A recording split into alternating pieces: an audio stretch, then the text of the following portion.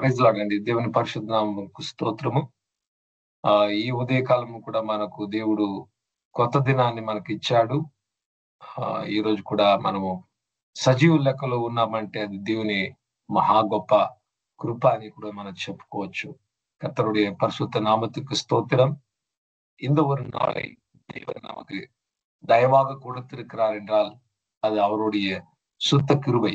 அவருடைய கிருபை இல்லாமல் நாம் నిలనిర్క முடியாது, வாழ்ந்திருக்க முடியாது. ఈ రోజు కూడా మనము దేవుని వాక్యాన్ని చూసి మనము தியானிச்சுக்கொண்டே ఉన్నాము. இன்னைக்கு கூட நாம் கர்த்தருடைய வசனத்தை தியானிக்க இருக்கிறோம். ఒక కీర్తన తీసుకొని ఈరోజు ధ్యానించుకుందాం. కీర్తనలు మొదటి కీర్తన, ఫస్ట్ చాప్టర్ ఆఫ్ సామ్స్. సంగీతం మొదలవది సంగీతం. తీసుకున్న వాళ్ళు చదవచ్చు. మొదటి కీర్తన తెలుగులో నేను, తమిళలో నేను, మీరు చదవడానికి సిద్ధం ఉంటే అన్మ్యూట్ చేసుకొని చదవచ్చు.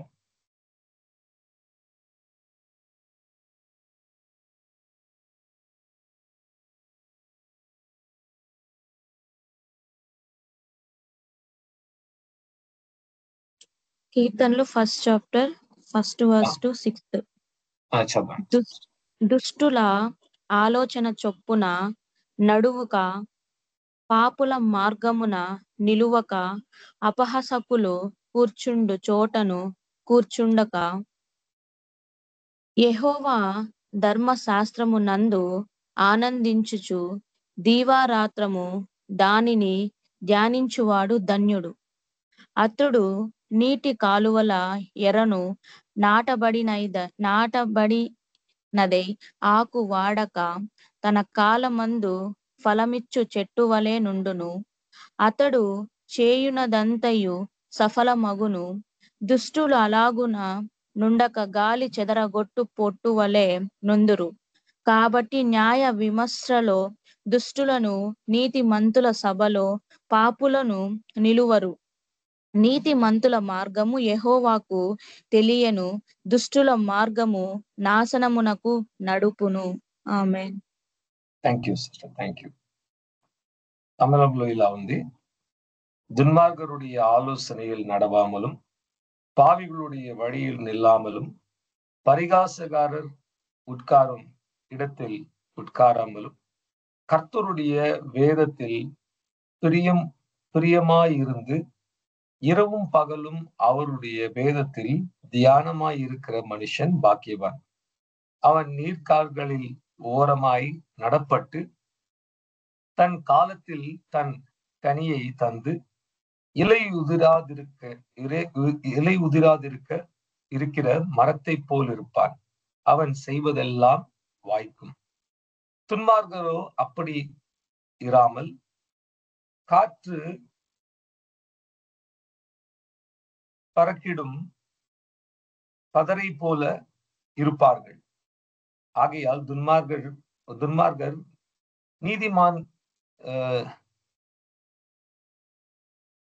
நீதிமானின் தீர்ப்பில், பாவிகள் நீதிமான்களின் சபையில் நில்லாதிருப்பார்கள்.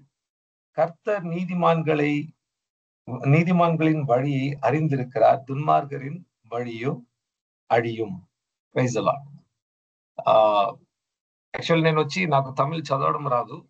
ఒక ఇంగ్లీష్ స్క్రిప్ట్ తమిళ్ బైబిల్ కొనుక్కున్నాను, దాంట్లో చదవడానికి ప్రయత్నిస్తున్నాను. అందుకే కొంచెం కష్టపడుతున్నాను. కాకపోతే కొన్ని రోజులైనాక బాగా చదవడానికి, వాక్యము తమిళ్లో కూడా చదవడానికి దేవుడు కృపనిస్తాడు. ఓకే, ఈరోజు మనం చదువుకున్న వాక్యము కీర్తనలు మొదటి కీర్తన. అందరికి తెలిసిన ఒక వాక్యం ఇది. మనం అందరము ఎన్నో మార్లు చదువు ఉంటాం. இன்றைக்கு நாம் படித்த வசனம் சங்கீதம் 1வது சங்கீதம். நம்ம எல்லோருக்கும் இந்த சங்கீதம் தெரியும். முதலாவது వసనం, మొట్టమొదటి వాక్యము, దుష్టుల ఆలోచన చొప్పున నడువక, పాపుల మార్గమున నిలువక, అపహాసకులు కూర్చొండు చోటున కూర్చుంటక. 3 విషయాలు చేయకూడదనేసి ఈ మొదటి వాక్యంలో మనం నేర్చుకుంటున్నాం.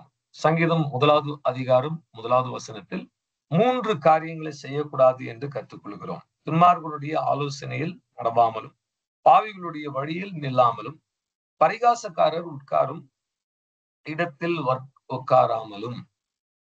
ఈరోజు ఒకసారి మన జీవితాన్ని పరిశీలించుకుందాం. దుష్టుల ఆలోచన మనకు ఇస్తుంటే అన్యులు, దేవునిలో లేని వాళ్ళు మనకు ఎన్నో ఆలోచనలు ఇస్తున్నారు. వారి ఆలోచనల్లో మనము నడుస్తున్నామా అని ఒకసారి మనం పరిశీలించి చూసుకోవాలి.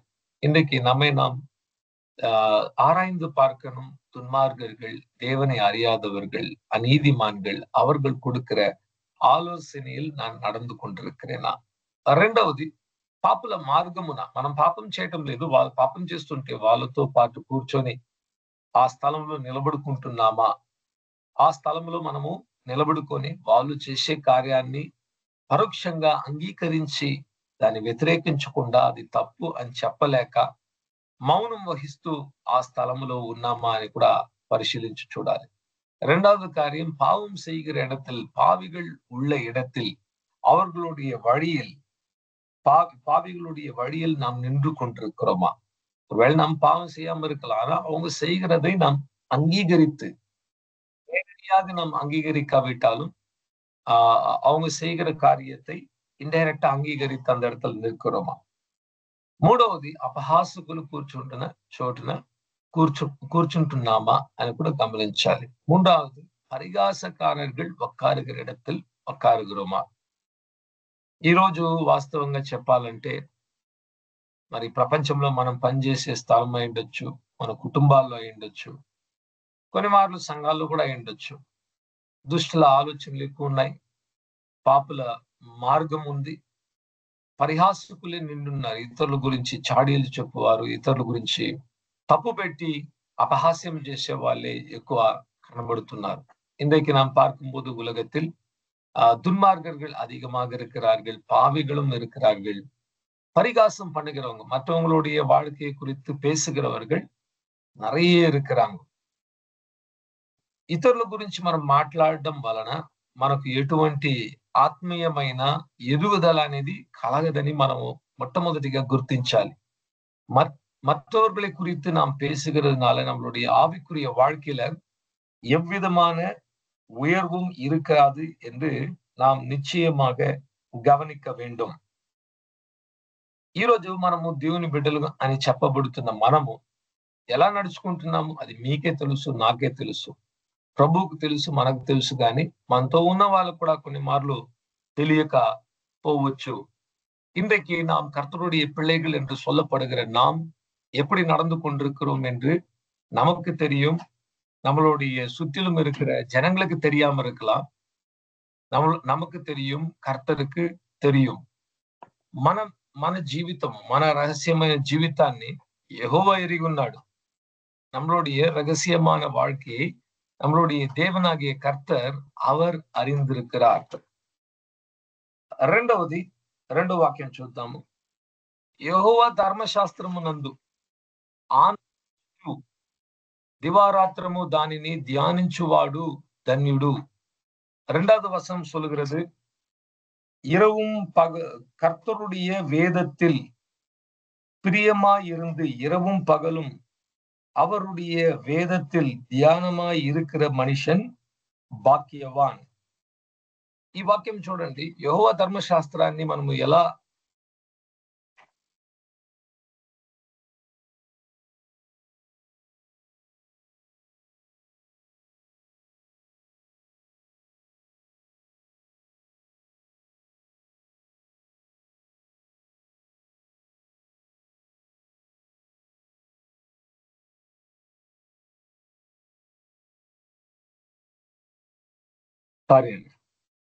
రెండో వాక్యం మనం చదువుకుంటున్నాము.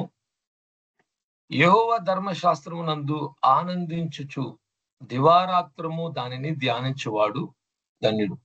దేవుని వాక్యాన్ని మనం ఎలా చదువుకోవాలంటే ధ్యానించాలి. మొట్టమొదటిగా ఎలా ధ్యానించాలి? ఆనందముతో, సంతోషముతో, ఆనందమైన హృదయము కలిగిన వారుగా దేవుని వాక్యాన్ని ధ్యానించుకున్నట మనకు మన హృదయానికి ఆనందాన్ని పుట్టించాలి.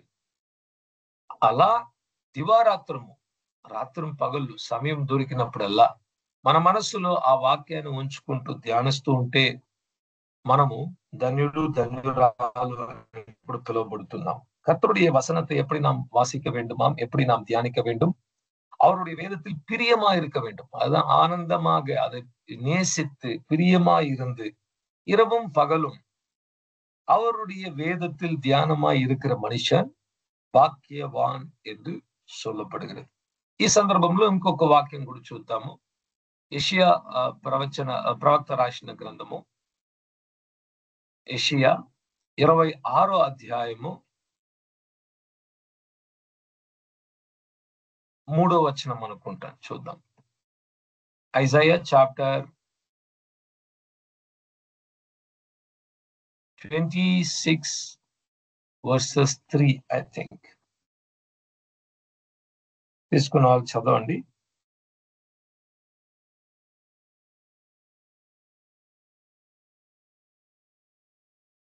ఎవని మనస్సు నీ మీద ఆనుకునునో వానిని నీవు పూర్ణ శాంతి గల వానిగా కాపాడదు, ఏలయనగా అతడు నీ యందు విశ్వాసం ఉంచి ఉన్నాడు. ఆమేన్. Thank you brother, thank you.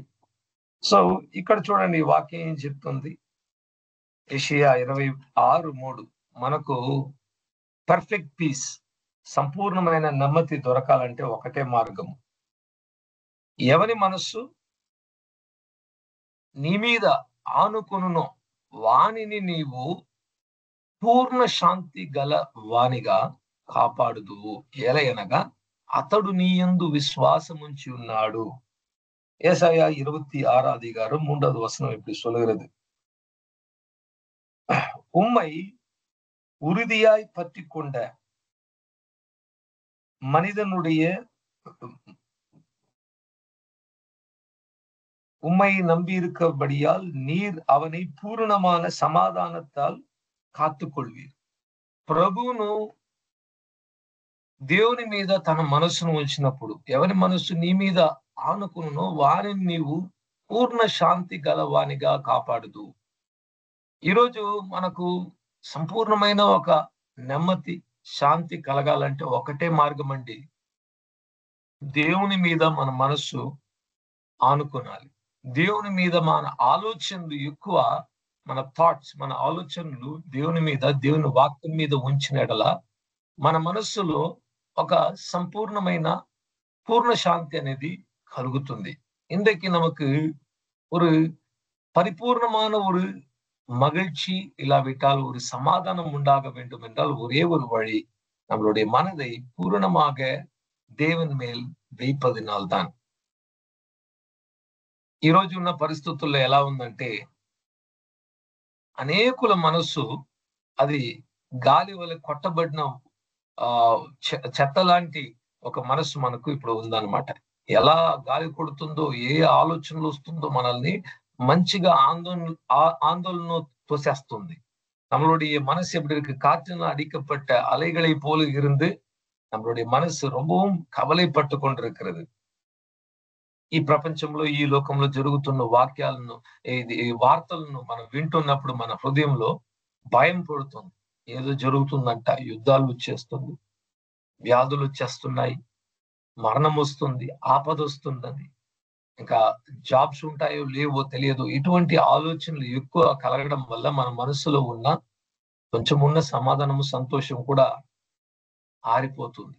நம்மளுடைய உள்ளத்துல இருக்கிற கொஞ்சம் சந்தோஷம், சமாதானம் கூட இந்த உலகத்தில் நடக்கக்கூடிய சம்பவங்களை நாம் பார்க்கும்போது நம்மளுடைய உள்ளத்துல இருக்கிற సమాధానం எடுக்கப்படும். దానికి బదులుగా దేవుని వాక్యం చెప్పడం ఏంటి, నీ మనస్సు దేవుని మీద ఉంటే, యెహోవా మీద ఉంటే పూర్ణ శాంతిని ఆయన అనుగ్రహిస్తాడు. అతడు దేవుని విశ్వసించినట్ల దేవుడు ఎలాగూ చేయునని ఇప్పుడు దేవుని వాక్యం రాయబడి ఉంది. உங்களுடைய மனது தேவன் மேல் இருந்தால் அவர் உங்களை பரிபூர்ணமான சமாதானத்தினால் நிறைத்து அவரை நீங்கள் విశ్వాసిக்கிறதுனால உங்களை நடத்துவார் என்று சொல்லப்பட்டிருக்கிறது. మరలా మనము 1వ కీర్తనకు వచ్చేస్తాం. 2వ వాక్యము, దివారాత్రము దేవుని ధర్మశాస్త్రమునందు ధ్యానించువాడు ధన్యుడు అని చెప్పబడిన ఈ వాక్యాన్ని చూద్దాం. மறுபடியும் இந்த முதலாவது சங்கீதம் முதலாவது அதிகாரத்தில் 2வது வசனத்தில் சொல்லப்பட்டது போல இரவும் பகலும் தேவனுடைய வார்த்தையை பிரியமாக இருந்து தியானிக்கிற మనిదన్ భాగ్యవాన్. అలా ధ్యానించువాని జీవితంలో ఏం జరుగుతుందంటే అతడు నీటి కాలువల ఓరాన నాటబడినదై ఆకు వాడక తన కాలమందు ఫలమిచ్చు చెట్టు వలి నుండును. అతడు చేయనదంతయు ఏమవుతుందంట? అతడు చేయనదంతయు విఫలమవును. అలా రాయబడిందా? கர்த்தருடைய வசனத்தை இரவும் பகலும் தியானிக்கிற மனிதன் பாக்கியவான். அவன் நீர்க்கால்களில் ஓரமாய் நாட்டப்பட்டு தன் காலத்தில் தன் கனியை தந்து இலை உதிராதிருக்கிற மரத்தை போல் இருப்பான். அவன் செய்வதெல்லாம் தோல்வி அடையும். அப்படியா இருக்கு వசనం.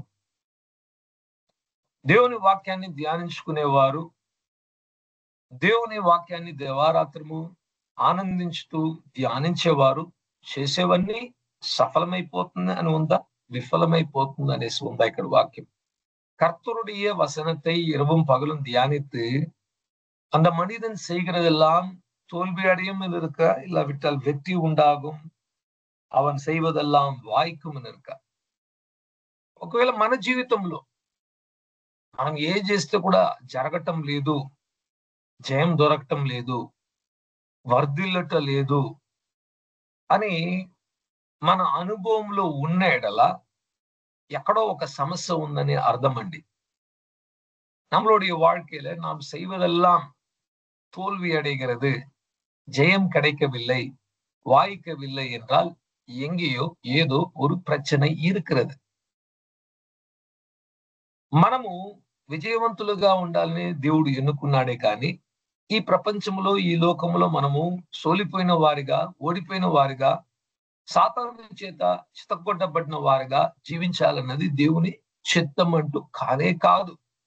இந்த உலகத்தில் நாம் ஜெயிக்கிறவர்களாக, விடுதலை உள்ளவர்களாக, சாத்தானின் மேல அதிகாரம் உள்ளவர்களாக வைக்க வேண்டும் என்றான் தேவனுடைய சித்தம் தவிர பிசாசினால் அடிக்கப்பட்டவர்களாக, புதைக்கப்பட்டவர்களாக நாம் இருக்க வேண்டும் என்பது దేవునుடைய సిద్ధం கிடையவே கிடையாது.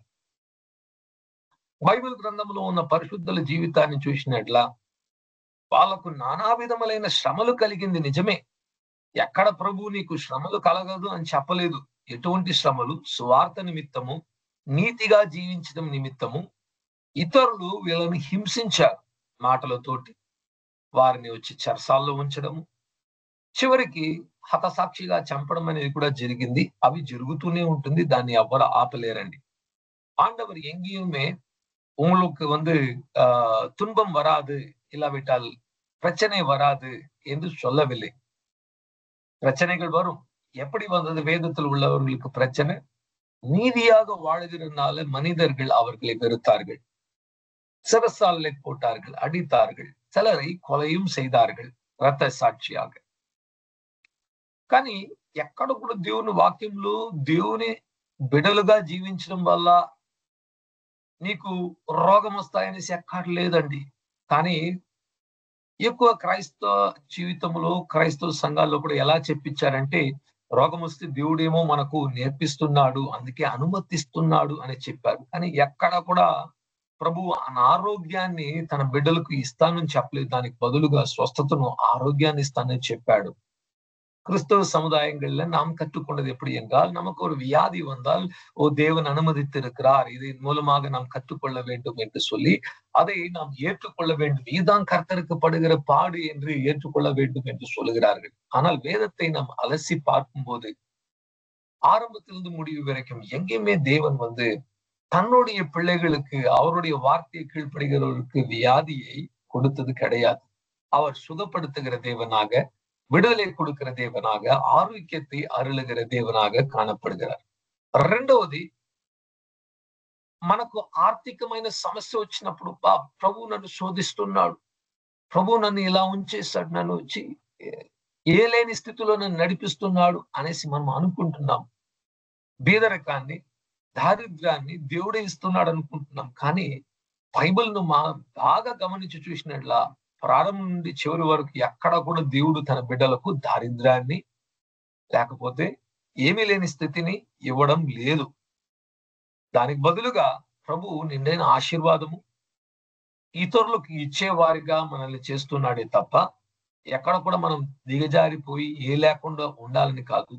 దేవుని చిత్తము సమృద్ధిగా మనకు కావలసిన அவசரங்களை கூட தீர்ச்சாலனே దేవుని சித்தம். ஆண்டவருடைய சித்தம் தன்னுடைய பிள்ளைகள்ல யார் ஒருத்தரும் ஏழைகளாக இருப்பது தேவனுடைய சித்தம் கிடையாது. யார் ஒருத்தரும் பற்றாக்குறையிலும் பசியிலும் இருப்பது தேவ சித்தம் கிடையாது. அவர்களுக்கு நிறைவான ஆசீர்வாதத்தை கொடுத்து மற்றவர்களுக்கும் கொடுக்க செய்கிறவர்களாக தான் வைக்க வேண்டும் என்று దేవుని சித்தம் கொண்டிருக்கிறார்.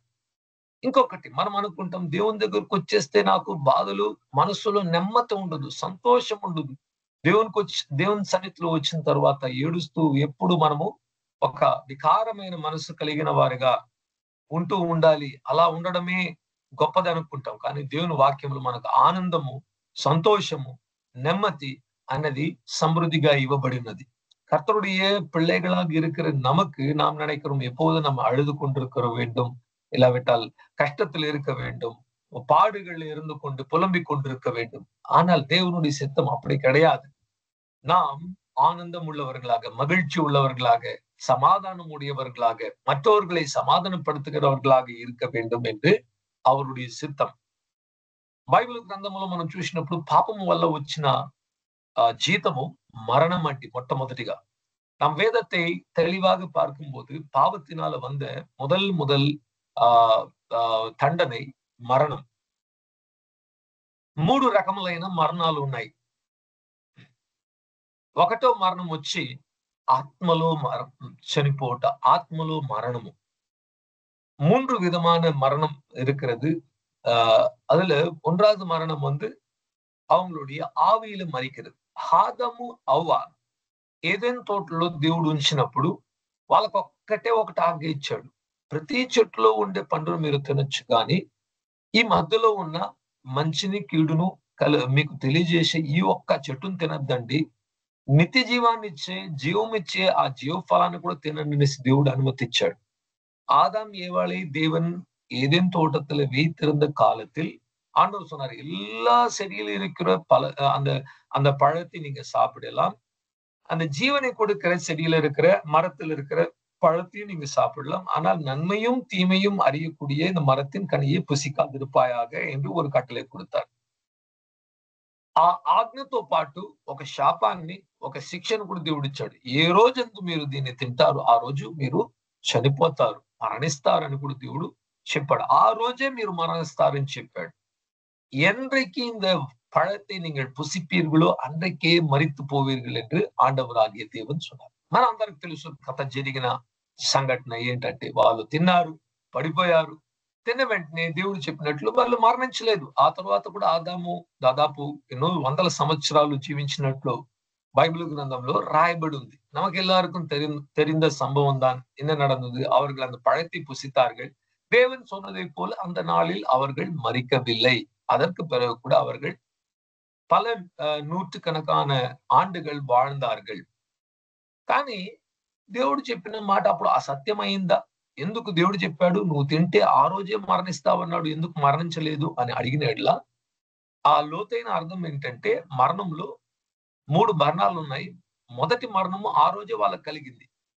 ఆత్మలో మరణించారు. ఆత్మలో మరణించడం అంటే దేవునితో ఉన్న సంబంధాన్ని కోల్పోవడమే నరకం. அந்த நாளில் கர்த்தருடைய சத்திய வசனம் எப்படி நிறைவேறிட்டது என்றால், அவர்கள் அந்த பழத்தை புசித்த உடனே தேவனுக்கும் அவர்களுக்கும் இருந்த அந்த அந்யோன்ய ஐக்கியம், தொடர்பு, அன்பு துண்டிக்கப்பட்டது. ஆண்டவரிடத்திலிருந்து துண்டிக்கப்படுகிறது தான் మరణం, அதுதான் నరకం. దేవుడు లేకుండా జీవించే వాళ్ళ జీవితము ఇప్పుడే ఈ ప్రపంచంలో, ఈ లోకంలోనే వాళ్ళ జీవితము ఆ నరకాన్ని అనుభవిస్తూ ఉంటారు. వాళ్ళ మనస్సులో నెమ్మది లేదు, మనస్సులో ఆనందం లేదు. అటువంటి జీవితాన్ని జీవిస్తుంటారు. ஆண்டவர் மெய்யான தேவனோடு ஐக்கியம் இல்லாமல் இருக்கிற மனிதன் ஏற்கனவே நரகத்தை அவனுடைய உள்ளத்தில் అనుభవిத்துக் கொண்டிருக்கிறான். அவனுள்ள సంతోషం இல்லை, సమాధానం இல்லை. మొట్టమొదటిగా ఈ మరణం వచ్చింది. మన అందరం కూడా పుట్టినప్పుడు ఆత్మలో మరణించిన వారిగా పుట్టామన్న సత్యాన్ని బైబిల్ తెలియజేస్తున్నది. ஆதாம் மரித்ததுனால ஆதாம்குள்ளாக நாம் மரித்து நாம் எல்லோரும் இந்த உலகத்தில் பிறக்கும் போது நாம் ஆவியில மரித்தவர்களாக தான் பிறந்திருக்கிறோம். ఆ కారణము బట్టే యేసుక్రీస్తు చెప్పాడు, ఒక వ్యక్తి మరలా జన్మించకపోతే దేవుని రాజ్యంలో ప్రవేశించడు. ఆ చనిపోయిన ఆత్మ ఇప్పుడు పునరుద్ధానము నొందుకొని లేచుకుంటే దాన్నే రక్షణ అంటున్నాం. పశ్చాత్తాపపడి పాప క్షమాపణ నొంది యేసుక్రీస్తు రక్తము చేత కడుగబడి దేవుని చేత అంగీకరింపబడిన ఆ వేళలో మన హృదయము, చనిపోయిన ఈ మనస్సు దేవునితో మరలా ఒక సంబంధాన్ని ఉంచుకుంటుంది చూడండి, అదే రక్షణ అనుభవము. பாவத்தில் மரித்திருக்கிற மனிதன் மனம் திரும்பி இயேசு கிறிஸ்து விசுவாசித்து அவருடைய ஆவியானவர் நமக்குள்ளாக வந்து கிரியை செய்யும் போது நம்மளுடைய ஆவியானது மரித்த ஆவி உயிரோடு எழுந்து கொள்ளுகிறது. பாருங்க, இதுதான் மறுபடியும் பிறப்பது, இல்லாவிட்டால் రెడ్షిప్ என்று சொல்லுகிறோம். ఇది మొదటో మరణము, ఆత్మలో మరణించుట. రెండో మరణము పాపం వల్ల వచ్చింది ఏంటంటే మన శరీరంలో మరణం అనేది కలుగుతుంది. మొదటి మరణం అని కూడా బైబిల్ పిలుస్తున్నది. இரண்டாவது மரணம் ஒரு மனிதனுக்கு வருகிறது என்னவென்றால் நம் சரீரத்துக்குள்ளாக வருகிற ஒரு மரணம். அது முதல் మరణం என்று కూడా కర్తరుడి వచనం అழைக்கிறது.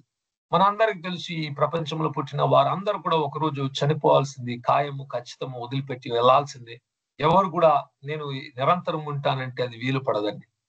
இந்த உலகத்தில் பிறந்த எந்த ஒரு மனிதனாக இருந்தாலும் ஒரு நாள் நிச்சயமாக மரிக்கதான் செய்ய வேண்டும். யார் ஒருத்தரும் நான் மரிக்க மாட்டேன் என்று சொல்ல முடியவே முடியாது.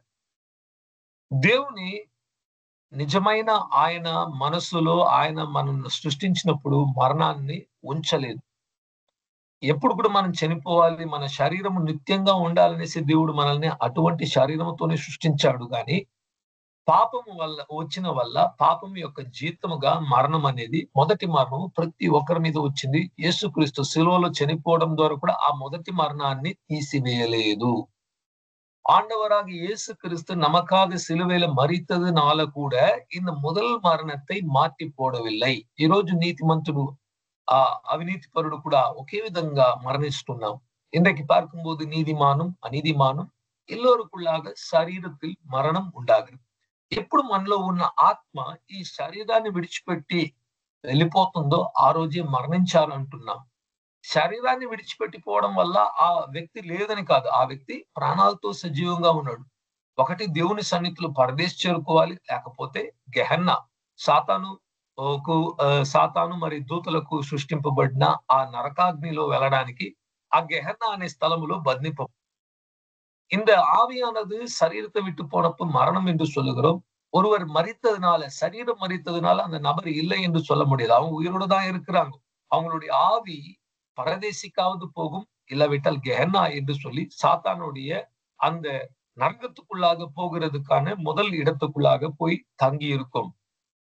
ఒక రోజు దేవుడు యేసుక్రీస్తు తీర్పు ఇచ్చిన తరువాతే పరదేశంలో ఉన్న ఆత్మలు పరలోకానికి పునరుద్ధానులుగా వెళుతారు. అదే విధంగా ఇప్పుడు గెహన్నాలో ఉన్న వారు కూడా వారి శరీరం మరలా పునరుద్ధానము నొంది ఆ శరీరము తోటే వారు అగ్నిలో, నిత్య అగ్నిలో పడేయబడతారు. இன்றைக்கு இந்த பரதேசிலும் கெஹன்னாவிலும் இருக்கிற ஆத்மாக்கள் ஆண்டவராக இயேசு கிறிஸ்துவின் வருகைக்கு பிறகு உலக முடிவுல எல்லோருடைய சரீரமும் உயிரோடு எழுந்து கொள்ளும். அந்த ஆவி, அந்த சரீரம் ஒன்றாக சேர்ந்து கொள்ளும். நீதிமானும் அநீதிமானும். நீதிமான்கள் தேவனுக்குள்ளாக இருக்கிறவர்கள் பரலோகத்துக்குள்ள போவார்கள். அநீதிமான்கள் நரகத்துக்குள்ளாக, நரக அக்னிக்குள்ளாக, గంధకத்துக்குள்ளாக తள்ளப்படுவாங்க. మూడో మరణం ఏంటంటే అదే బైబిల్ వచ్చి మన ఆత్మ, శరీరము నిత్యము నరకములో వెళ్ళి మరణించండి. దేవుణ్ణి తెలుసుకోక ఉన్నవారు మనం వెళ్ళము. Praise the Lord. మనం వెళ్ళము. మనల్ని దేవుడు ఎన్నుకున్నది నరకానికి వెళ్ళడానికి కాదు, పరలోకానికి మనం వారసులము. మన పేర్లు పరలోకంలో దేవుని పుస్తకంలో, జీవ పుస్తకంలో రాయబడింది. పరిశుద్ధాత్మను దేవుడిచ్చాడంటే దాని అర్థము మనల్ని కొనుక్కున్నాడు, ముద్రించాడు అని కూడా మనం తెలుసుకుంటున్నాం. ఒక ఇల్లును మీరు కొనుక్కుంటున్నారంటే మొదట ఒక అడ్వాన్స్ ఇచ్చేస్తారు. అడ్వాన్స్ ఇస్తే దాని అర్థం ఏంటంటే ఆ ఇల్లు నేనే కొనుక్కోపోతానని. అదే విధంగా దేవుడు మీకు పరిశుద్ధాత్మను ఇచ్చిన ఎడల దాని అర్థము నేను నిన్ను కొనుక్కున్నాను, నిన్ను నా సొత్తుగా మార్చుకున్నానని దేవుడు రుజువు చేస్తున్నాడు. நாம் யாரும் நரகத்துக்கு போகிறவர்கள் அல்ல, நரகத்துக்கு போகும்படியாக அழைக்கப்பட்டவர்கள் அல்ல, நாம் எல்லாரும் பரலோகத்துக்கு போகும்படியாக அழைக்கப்பட்டவர்கள். தேவன் தன்னுடைய ஆவியானவரை கொடுத்து நமக்கு அச்சாரமாக கொடுத்து முத்திரை செய்து என்னுடைய சொந்த பொருள் இல்லாவிட்ட என்னுடைய சொந்த நபர்கள் என்று కర్తరు వాంగి இருக்கிறார். కానీ నరకంలో వెళ్ళే వాళ్ళు వెళుతూ ఉంటారు. ఎవరండి నరకానికి వెళుతారు? మనం అనుకుంటాము తప్పు చేసిన వాళ్ళు, అలాంటి వాళ్ళు, అలాంటి వాళ్ళు కొద్ది యేసుక్రీస్తుని నమ్మని వాళ్ళే నరకానికి వెళ్తారు. యేసుక్రీస్తు రక్తం చేత కడగబడిన వారే నరకానికి వెళ్ళిపోతారే తప్ప పాపులు మాత్రం వెళుతారనేది తప్పు. యేసుక్రీస్తును స్వీకరించిన వారు, ఆయన ఇచ్చే క్షమాపణను அங்கீகரிச்சுக்குన్న வாரே வெளிப்போத்தார். நாம் நினைப்போம் பாவிகள் எல்லாம் நரகத்து போயிடுவாங்க. அப்படி கிடையாது. பாவிகளாக இருந்து பாவ மன்னிப்பு பெறாதனால்தான், இயேசுவை విశ్వాసికాదనాల్தான் నరకத்துக்கு పోகிறார்கள். అందరం బాగా అర్థం చేసుకుందాం. మనకు వాళ్ళకు ఎటువంటి తేడా లేదు. మనం కూడా ఏకంగా వాళ్ళతో పాటు పాపులమే ఒక కాలంలో జీవించిన వారమే. కానీ యేసుక్రీస్తు దగ్గరకు వచ్చినప్పుడు మన పాపాన్ని ప్రతిరోజు కడిగి పవిత్రం పరిచి మనల్ని నీతిమంతులుగా మార్చి తన కృప ద్వారా రక్షణ మనకు అందించాడు. நாம் கூட மற்றவர்கள் போல பாவிகள் தான். ஆனால் இயேசு கிறிஸ்து விசுவாசிக்கிறதுனால நம்முடைய பாவங்களை கழுவி கிருபையாக அவர் ஏற்றுக்கொள்கிறார். ఒక అనారోగ్యం ఉందనుకోండి, ఆ అనారోగ్యం వల్ల చనిపోతున్నారని చెప్పడం కన్నా ఆ అనారోగ్యాన్ని నయపరిచే ఒక మందు ఉంటే ఆ మందుని తీసుకోకపోవడం వల్లనే చనిపోతున్నారని కూడా చెప్పొచ్చు. ఒక కాలంలో పోలియో ఉండేది, కాళ్ళు చిన్న పడిపోయేది. ఎందుకంటే ఆ ఇంజెక్షన్స్, ఆ డ్రాప్స్ పెట్టించుకునేవారు కాదు. ఆ వ్యాక్సిన్ ఇస్తుంటే ఇళ్లలో తల్లిదండ్రులు దాచిపెట్టేవాళ్ళు. ఎందుకు, ఏది ఇస్తే ఏమైపోతుందని భయాందోళనతో పెట్టేవాళ్ళు. అలా పెట్టడం ద్వారా అనేకుల యొక్క కాళ్ళు పడిపోయింది, పోలియోతో బాధపడ్డారు. ఇప్పుడు ఇంటింటా వచ్చి అందరూ తీసుకోండి అని ఆహ్వానిస్తున్నారు. కానీ తీసుకోకపోతే ఆ వ్యాధి అనేది వాళ్ళని సోకుకుంటుంది. ஒரு உதாரணத்துக்கு, ஒரு காலத்தில் போலியோ மருந்தை கொடுக்கும் போது தாய் தகப்பன்மார் என்ன பண்ணுவாங்கன்னா, பிள்ளைகளை மறைத்து வச்சிருவாங்க. எங்க வீட்டுல பிள்ளைங்களே இல்லைன்னு சொல்லுவாங்க. ஏன்னா பயம் அவங்களுக்கு, அதை எடுத்துக்கிட்டா ஏதாவது ஆயிடுமோன்னு சொல்லி. அப்படி நிறைய பேர் கால் பாதிக்கப்பட்டது போலியோ வைரஸ்னால. கொடுக்கதான் முடியும், அந்த வேக்சினை கொடுக்கதான் முடியும். அது ஏற்றுக்கொள்ளாம இருக்கிறதுனாலதான் அந்த வியாதி வந்ததே தவிர அந்த கிருமினால వ్యాధి வரவில்லை. అదే విధముగా ఈరోజు ఈ ప్రజలందరిలో కూడా పాపం ఉంది. ఆ పాపం నుంచి విముక్తి యేసుక్రీస్తు ద్వారా అనేసి దేవుడు ఈ సువార్తను ప్రచురిస్తుంటే, పరిశుద్ధాత్మ సంఘాన్ని ఉపయోగించుకొని మనలాంటి సాధారణమైన వ్యక్తులను ఉంచుకొని ఈ వాక్యాన్ని ప్రచురిస్తుంటే, ఈ వాక్యాన్ని వినిపించుకుని స్వీకరించిన వారు నిత్య రాజ్యాన్ని పొందుకుంటారు. కానీ స్వీకరించక కఠినాత్ములుగా ఉన్నవారు నరకానికి వెళ్ళిపోతారు. இன்றைக்கு தேவன் இந்த உலகத்தில் இருக்கிறவர்கள் எல்லோரையும் பாவம் மன்னிக்க வேண்டும் என்று சொல்லி ஆண்டவர் இலவசமா கொடுத்துக்கிட்டு கூப்பிட்டு கொண்டிருக்கிறார். உங்களையும் என்னையும் சாதாரணமான மனிதர்களை கூட உபயோகித்துக் கொண்டிருக்கிறார். ஆனால் இந்த குரலுக்கு செவி சாய்க்காமல் உள்ளத்தை కఠినపడితిனால் அவன் నరకத்துக்கு పోవాలి. 3 విధములైన మరణాలు కలిగింది. ఒకటి ఆత్మలో మరణము, రెండవది శారీరములో మరణము, మూడవది ఆత్మ శరీరము నిత్య అగ్నిలో వేయబడే ఒక మరణం. ఈ 3 దేని వల్ల వచ్చిందంటే పాపం వల్లే వచ్చింది. 3 விதமான மரணத்தை பார்த்தோம். ஒன்றாவது ஆவியில மரித்துகிறது, இரண்டாவது சரீரத்தில் மரிக்கிறது, மூன்றாவது மரணம் ஆவி, ஆத்மா, சரீரம் எல்லாம் నరకத்துக்குள்ளாக పోడబడుగిற ஒரு మరణத்தை பார்த்தோம். ఇప్పుడు పాపం వల్ల వచ్చింది, పాపం ఒకటే కాదండి. పాపంతో పాటు ఏం వచ్చిందంటే తనకు కొన్ని బిడ్డలు కనింది పాపము, మరణము, దాని వెనుక వ్యాధి, దారిద్రము అన్న ఎన్నో పిల్లలు ఆ పాపానికి పుట్టింది. பாவத்துக்கு அநேக பிள்ளைகள் இருக்கிறது. அது மரணத்தோடு நின்று போகவில்லை. பாவத்தினால வியாதி, பாவத்தினால வறுமை, பாவத்தினால தரித்திரம், పాపத்தினால తోల్వి మనిదరులకు ఉండాగ ఆరంభించదు. పాపం వల్ల మనుషులకు ఏం కలిగిందంటే, పాపంతో ఆగిపోలేదు, మరణంతో ఆగిపోలేదు. రోగము, దారిద్రము, కష్టము, బలహీనత, పరాజయము అన్నది కూడా కలుగుతూ వచ్చినది. కానీ దేవుని వాక్యం చెబుతున్నది, అతడు నీటి కాలువల ఎవరైనా నాటబడినది ఆకు వాడక తన కాలమందు ఫలమిచ్చు చెట్టు వలె నుండును, అతడు చేనుదంతయు சபலமகனு. இங்க ஆண்டோடைய வசனம் சொல்றது, அவன் நீர்க்கால்களின் ஓரமாய் நடப்பட்ட தன் காலத்தில் தன் கனியை தந்து இலை உதிராதிருக்கிற மரத்தை போல் இருப்பான். அவன் செய்வதெல்லாம் வாய்க்கும். క్రైస్తవునికి దేవుడు ఏమిచ్చాడు? క్రైస్తవునికంటే ఈ వాక్యాన్ని ధ్యానించి విశ్వసించే వానికి ఏమిచ్చాడంటే ప్రతి దాంట్లో విజయాన్ని మనకిచ్చాడు. ప్రతి రంగములో విజయాన్ని మనకిచ్చాడు. మనం చేసేదన్నీ కూడా వర్ధిల్లును. ఎక్కడికెళ్ళి చేయి ఉంచినా పడిపోతున్నది కూడా లేచి నిలబడుకుంటుంది. விஃபலமைப்போயது கூட சஃபலமைப்போతుంది మీరు போய் చేయి ఉంచినప్పుడు. ஆண்டவருடைய பிள்ளைகளாக இருக்கிற நாம் எதை செய்தாலும் வாய்க்கும். தோல்விகள்ல போய் நம்மளுடைய கையை வைத்தால் அது చెడిక ఆరంభించడం. యోసేపు చూడండి, ఎన్నో శ్రమలు అనుభవించాడు పాత నిబంధనలు, కానీ ఎక్కడికి వెళ్ళినా ఆ స్థలము ఆశీర్వదింపబడింది. யோசேப்பை பார்க்கலாம், பழைய ஏற்பாட்டு யோசேப்பு. அவருக்கு அநேக கஷ்டங்கள் வந்தது. ஆனால் எங்கு போனாலும் ఆశీర్వాదం. యోసేపుని తీసుకెళ్లి పొతిఫార్ ఇంట్లో ఉంచారు. పొతిఫార్ ఇంట్లో పనిచేస్తుంటే వాళ్ళ ఇల్లు వర్ధిల్లిందంట.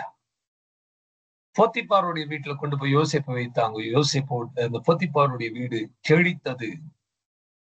అక్కడి నుంచి తీసుకొని వెళ్ళి యోసేపుని ఎక్కడ తోసేశారు? ఆ చెరసాల్లో తోసేశారు. నువ్వు ఇక్కడ ఉన్నది. చెరసాల్లో వెళ్ళి అక్కడ అనేకులకు నీతి మార్గాన్ని బోధించేవాడుగా, వారిని అక్కడ కూడా వారిని వచ్చి ఉత్సాహపరిచే ఒక వ్యక్తిగా, అక్కడ ఉన్న వారికి ఆనందాన్ని కలిగించే ఒక వ్యక్తిగా ఉన్నాడు.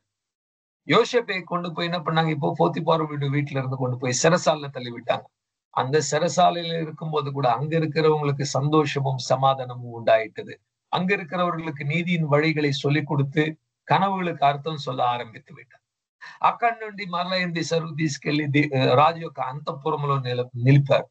ఆ నిలిపితే ఆలోచన ఇచ్చి ఐగుప్తు దేశంలో వచ్చిన పెద్ద కరువును, 7 ఏళ్ల మంచి కోత ఉంటుంది. ఆ తర్వాత పెద్ద కరువు వస్తుంది. ఆ కరువులో కూడా ఎవ్వరు కూడా నశించిపోక దేశము కాపాడబడటకు, ముఖ్యంగా దేవుని వల్ల ఎన్నుకోబడిన దేవుని నిబంధనను పొందుకున్న యాకోబు తన కుమారులు కూడా వచ్చి గోషేన్ అనే ప్రాంతంలో నివసించి వారు పెద్ద జాతిగా మారడానికి, దేవుని వాగ్దానాలు నెరవేర్చడానికి ఒక మంచి కారణమై యోసేపు ఆ వాగ్దానం నెరవేర్చడానికి కూడా ఒక బలమైన ఆయుధంగా దేవుడు వాడుకున్నాడు.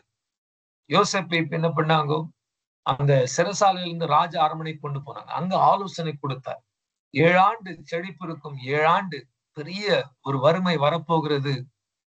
அதற்கு அவரே ராஜாவாக இருந்து அந்த 7 ஆண்டு யார் ஒருத்தரும் மறிக்காமல், முக்கியமா இஸ்ரவேலின் ஜனங்கள் வாக்குத்தத்தத்தை பெற்ற தன்னுடைய தகப்பனாகிய யாக்கோபும் அவர்களுடைய சகோதரர்களும் அழிந்து போகாமல் அவர்கள் அந்த வாக்குத்தத்தத்தை சுதந்திரித்து ஆபிரகாமுக்கும் ஈசாக்குக்கும் யாக்கோவுக்கும் செய்யப்பட்ட தேவன் செய்த அந்த உடன்படிக்கையை வைக்கக்கூடியவர்களாக மாற்ற இந்த யோசேப்பை தேவன் ఉపయోగిస్తారు. ఈ రోజు మన జీవితము ఎలా ఉందండి? ఈ 3 వాక్యాలను మరలా చూద్దాం. ఈ 3 వాక్యాల్లో చెప్పబడిన కార్యాన్ని చేద్దాం. మొట్టమొదటిగా ఏది విడిచిపెట్టాలని కూడా చెప్పాడు ఫస్ట్ వాక్యంలో. రెండవది ఏం చేయాలని చెప్పాడు. మూడవది ఏం జరుగుతుందని చెప్తున్నాడు.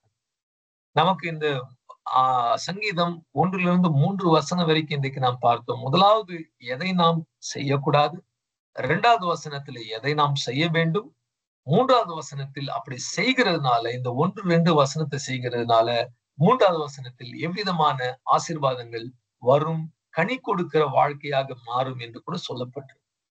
ఇక్కడ మన ఆశీర్వాదాలు చూసినప్పుడు మనం ఫలమిచ్చే జీవితం, ఆకు వాడక పచ్చిగా ఉండి ఫలమిచ్చే జీవితాన్ని, ఆత్మ ఫలము, ప్రేమ, సంతోషము, సమాధానము, మరి ఓర్పు, విశ్వాసము, సహనము, ఆశానిగ్రహం అనే 9 విధములైన ఫలము. ఒక ఫలము, దేవుని ఆత్మ ఫలములో 9 భాగాలు ఉన్నాయి. ఆ 9 భాగాలు కూడా మనలో ఫలించుద్ది, మనలో పెరుగుతుందని దేవుని వాక్యం చెప్తుంది. நமக்கு இந்த இடத்துல சொல்லப்பட்டிருக்கிற, நீ எல்லாவற்றிலும் செழிப்பாய் என்றால் ஆவியில செழிப்போம்.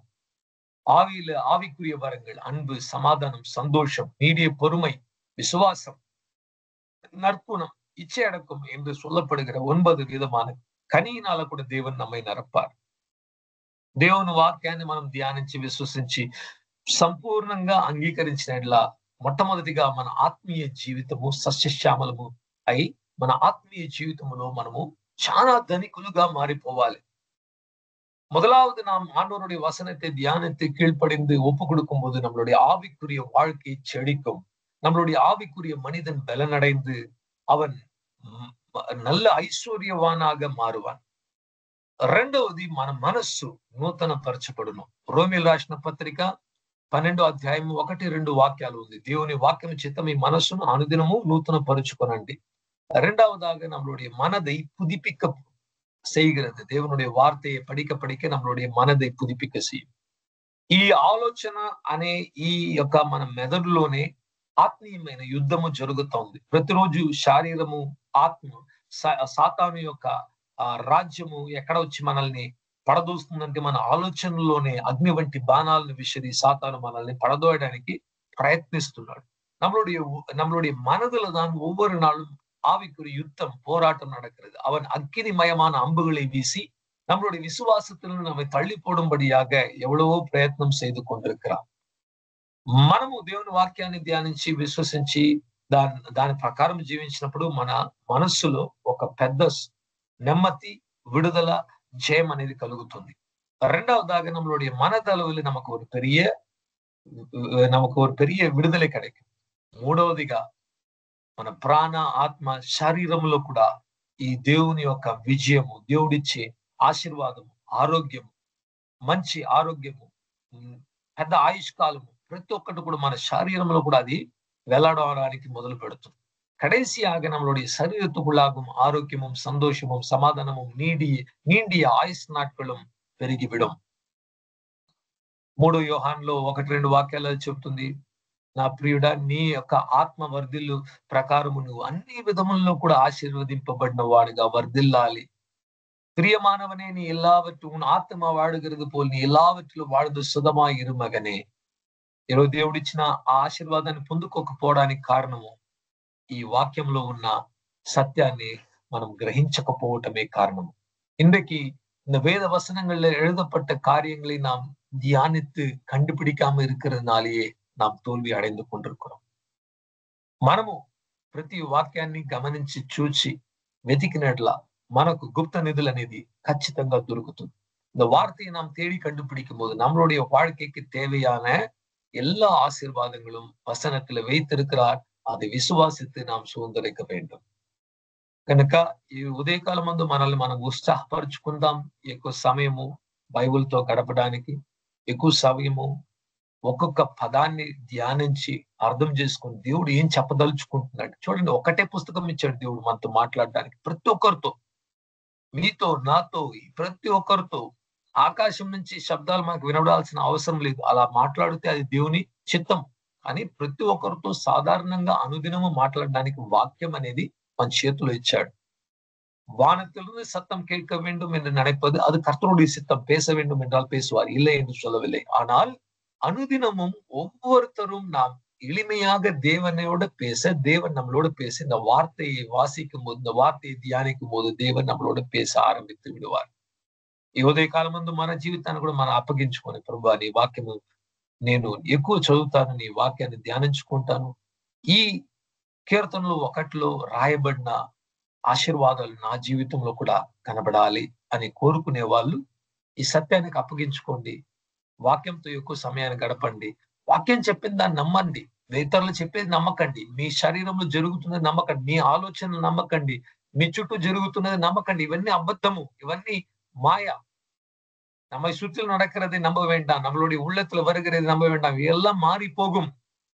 పరిస్థితులు మారిపోతాయి. ఈ రోజు కనబడొచ్చు, వాన వచ్చేటట్లు ఉండొచ్చు, క్షణం గాలి కొట్టినట్లు ఎండ వచ్చేస్తుంది. అటువంటిదే మన ఆలోచనలు. ఈ లోకములో ఉన్న ప్రజల యొక్క ఆలోచనలు, వాళ్ళు చెప్పే మాటలు అటువంటివి మారిపోతుంటాయి. కానీ మారని దేవుని వాక్యాన్ని మనం పట్టుకున్నప్పుడు ఈ వాక్యము మనల్ని బ్రతికిస్తుంది. மாறுகிற இந்த உலகத்தில் இருக்கிறோம். மனுஷங்களுடைய வார்த்தைகள் மாறி போகும். இன்னைக்கு சொல்லுகிறவங்க நாளைக்கு அந்த வார்த்தைகள் இருக்காது. ஆனால் கர்த்தருடைய వార్த்தை என்றென்றுக்கும் మారాது. కనుక్కుందాం, దేవుడు ఏం చెప్తున్నాడు. పరిశుద్ధంగా జీవించాలంటే దేవుడు ఏం చెప్తున్నాడు, ఆ మార్గాన్ని పట్టుకుందాం. நாம் கண்டுபிடிப்போம். பரிசுத்தமா வாழ வேண்டும் என்றால் கர்த்தர் என்ன சொல்லுகிறார். నమ్మకంతో జీవించాలంటే దేవుడు ఏం చేయమంటున్నాడు. నీ మనస్సు నా మీద ఉంటే నీకు పూర్ణ శాంతిని ఇస్తానని చెప్తున్నాడు. நான் வந்து சமாதானத்தோடு இருக்க வேண்டும் என்றால் தேவன் என்ன சொல்கிறார்? உன் மனது என் மேல் இருந்தால் உன்னை நான் పూర్ణமான సమాధానத்தில் வைப்பேன் என்று சொல்கிறார். శారీర స్వస్థత గురించి ఏం చెప్తున్నాడు? కనుక్కుందాం. వాక్యంలో కనుక్కొని నేను ప్రభువు పొందిన దెబ్బల చేత మనం స్వస్థత నొంది ఉన్నాము అని 1 పేతురు 2:24 చెప్తున్నాడు. 1 பேதுரு 2:24 ஆண்டவராக கர்த்தர் சொல்கிறார். அவர் பெற்ற காயத்தினால் நாம் சுகம் அடைந்தோம் என்று எழுதப்பட்டிருக்கு. కనుక్కుందాం. మనం వచ్చి ఆర్థికంగా ఎదగాలి, మనము దేవుని అబ్రహాము ఆశీర్వాదాలు మనం పొందుకోవాలంటే ఏం చేయాలి? ఎలా విశ్వసించాలి? వాక్యాన్ని కనుక్కుంటే మనకు కూడా అబ్రహాము జీవించిన వలె అటువంటి సమృద్ధి కోట్లు వచ్చేస్తాయని చెప్పడం లేదు నేను. మనము ఇతరుల దగ్గర అడుగక మన ప్రతి అవసరాన్ని మనం తీర్చుకొని నలుగురికి సహాయం చేసే స్థితిలో దేవుడు తన బిడ్డలను ఉంచుతాడని నేను నమ్ముతున్నాను. ஆண்டவர் உங்களை செழிக்க செய்வார் என்றால் கோடி கோடியா பணம் வந்துரும் என்று நான் சொல்லவில்லை.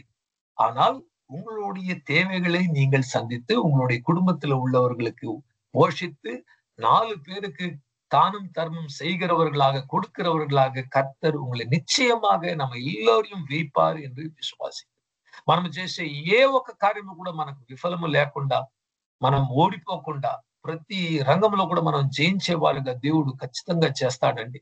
விசுவசித்தோம். நாம் செய்கிற எல்லாவற்றிலும் தேவன் நிச்சயமாக நமக்கு ஒரு பெரிய వెற்றியை கொடுப்பார். క్రైస్తవ జీవితం ఓడిపోయిన జీవితం కాదు. క్రైస్తవ జీవితం ఏడుస్తున్న జీవితం కాదు. క్రైస్తవ జీవితం బాధల్లో ఉండే జీవితం కాదు. దానన్నిటిని కూడా జయించి గంతులేస్తూ సంతోషిస్తూ నా దేవుడు నా యెహోవా జీవముతో ఉన్నాడు అని సంతోష గానములు పాడుతూ పరలోకానికి వెళ్ళిపోయే జీవితం అండి. ఈ జయము కలిగిన జీవితము, నెమ్మది కలిగిన జీవితము. ఇతరులు చూసి మన జీవితాన్ని, మీ జీవితాన్ని చూసి ఇతరులు అడగాలి, అరే మీరు ఎంత సంతోషంగా ఉన్నారు, ఎలా ఉన్నారండి, ఎలా ఇంత బాగా మీరు జీవిస్తున్నారు అడిగితే అప్పుడు యేసుక్రీస్తును మనం వాళ్ళకు ఇంట్రొడ్యూస్ చేసుకోవచ్చు. நாம் மற்றவங்களிடத்துல அவங்க நம்மளுடைய வாழ்க்கையை பார்க்கும்போது நம்மளுடைய வாழ்க்கை அவ்வளவு ஆனந்தமாகவும் சந்தோஷமாகவும் இனிமையாக இருக்கும்போது அவங்க நினைப்பாங்க, ஐயா எப்படிதான் நீங்க இருக்கிறீங்க, பிரதர் எப்படி இருக்கிறீங்க, సిస్టర్ எப்படி இருக்கிறீங்க, அப்ப ఆండవரை குறித்து சொல்லலாம். గడిచిన దినముల్లో నేను వచ్చి ఇక్కడ ఒడిశా వెళ్ళాను, భువనేశ్వర్ లో. ఆ స్థలంలో నుండి నిన్న నైట్ టైం మరలా ఒక 1:30 ఎర్లీ మార్నింగ్ బెంగళూరు చేరుకున్నాను. అక్కడ ఉన్న సమయంలో మాతో పాటు ఇంకొక కొలీగ్ ఒక అతను ఉన్నాడు. మేము హోటల్లో కూర్చొని మాట్లాడుకుంటున్నప్పుడు అతను కూడా క్రైస్తవుడే, కానీ నామకార్థమైన క్రైస్తవుడు, ఆర్సీ సంఘానికి చెందిన వ్యక్తి. మాట్లాడుతుంటే నేను ఒకటే చెప్పాను, యేసుక్రీస్తు గురించి చెప్తుంటే, సార్ వద్దు సార్ చెప్పొద్దండి సార్, అది నేను పాపిని సార్, నేను ఒక పాపం చేసేవాడిని సార్, నేను దేవుని పరిశుద్ధుడు మీలాంటి వాళ్ళు కాదు అనేసి అలా తోసేస్తూ ఉంటే నేను చెప్పాను, చూడండి దేవుడిచ్చే సంతోషం అనేది చాలా హ్యాపీ ఉంటుంది మీ జీవితము. నేను చాలా సంతోషం ఉన్నాను, ఆ సంతోషాన్ని మీతో పంచుకుంటున్నా అంటే కొద్దిగా వినిపించుకున్నాడు. సరే సార్ నేను కూడా ప్రార్థన చేస్తాను, ఆలయానికి వెళ్తాను అని చెప్పాడు.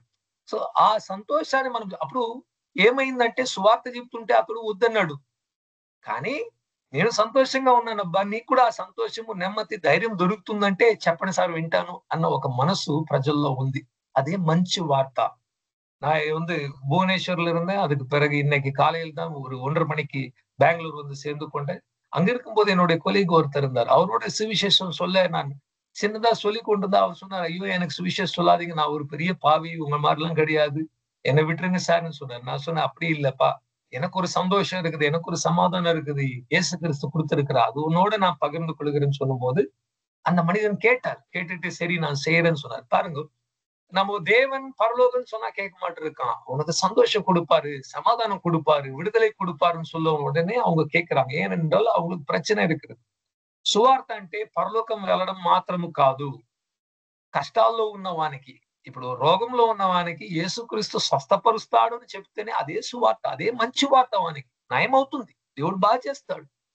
వ్యాధిలో உள்ளவனுக்கு உன்னை சுகப்படுத்துவார் என்கிறதா సువిశేషం. జీవితంలో పరాజయం నొందిన వానికి జయాన్ని ఇస్తాడు అని చెప్పి యేసుక్రీస్తు సహాయం చేస్తాడని చెప్పడమే సువార్త. தோல்வியில இருக்கிறவனுக்கு விடுதலை கொடுப்பார் என்று சொல்வதுதான் సువిశేషం. ఆర్థికమైన పరిస్థితుల్లో దారిద్రములో ఉంటున్న వారికి యేసయ్య మీకు సహాయం చేసి మిమ్మల్ని ఆశీర్వదిస్తాడు అని చెప్పడమే సువార్త. ఆ తర్వాత వాళ్ళు తెలుసుకుంటారు దేవుని రక్షణ. మొట్టమొదటిగా ఇవే మనం చెప్పాలి. அவன் வந்து கஷ்டப்பட்டு கொண்டிருக்கிறவனுக்கு கர்த்தர் உங்களுடைய கஷ்டத்தை தீர்ப்பார், உங்களுடைய வறுமையை தீர்ப்பார். இயேசு உங்களுக்காக வறுமையை சுமந்தார். அவர் தரித்திரனாக மாறினார். அவரை விசுவாசிக்கிறதால் நீங்க ఐశ్వర్యవాన్களாக మారువీர்கள் என்று சொல்வதுதான் அவனுக்கு సువిశేషం. గనక మనము ఈ మంచి వార్తను మన జీవితంలో మనం రుచి చూస్తే తప్ప ఇతరులకు మనం చెప్పలేం. இந்த நல்ல வார்த்தைகளை நாம் அனுபவித்தால் தவிர மற்றவங்களுக்கு சொல்ல முடியாது. ఈ రోజు మీరు కూడా